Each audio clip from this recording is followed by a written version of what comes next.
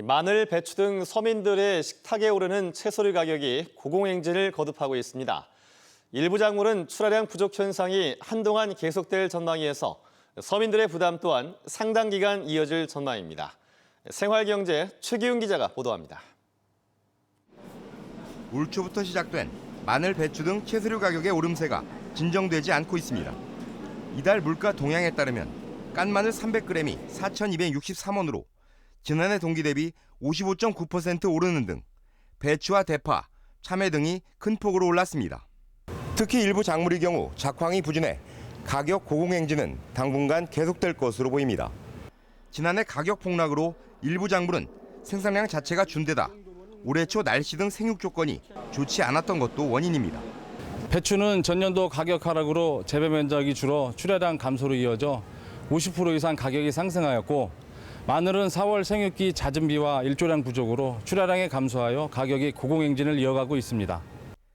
특히 한우 대신 수입 소고기 판매량이 증가하는 등 대체식품 수요 또한 증가하면서 돼지고기 값이 한 달여 만에 32% 상승하는 등 가격 오름세가 다른 품목으로 확산될 조짐입니다. 이러한 장바구니 물가는 휴가철이 다가오면서 더 오를 것으로 예상이 되고 있기 때문에 수급 대책 등 물가 안정 대책 마련이 더 시급하다고 생각이 됩니다. 또한 이른 무더위에 일부 생활 필수품을 중심으로 계절 수요까지 크게 늘어날 전망이라 서민들의 밥상 물가 부담은 상당 기간 계속될 것으로 우려됩니다. 한국노동연구원 조사 결과 전체 연령대를 통틀어 60세 이상의 임시직 증가세가 두드러진 것으로 나타났습니다.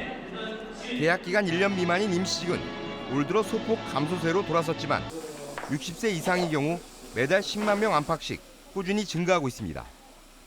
이는 은퇴 이후 소득원이 사라진 베이비붐 세대들이 생계를 위해 단기 일자리로 몰리고 있기 때문이라는 분석입니다.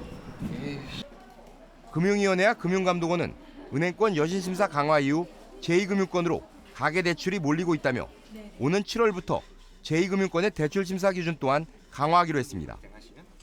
이에 따라 제2금융권에서도 상환 능력 범위 안에서 대출이 이루어지고 처음부터 나눠 갚는 분할 상환 비중을 높이는 등 강화된 대출 기준이 하반기부터 적용될 전망입니다. MBC 뉴스 최경입니다.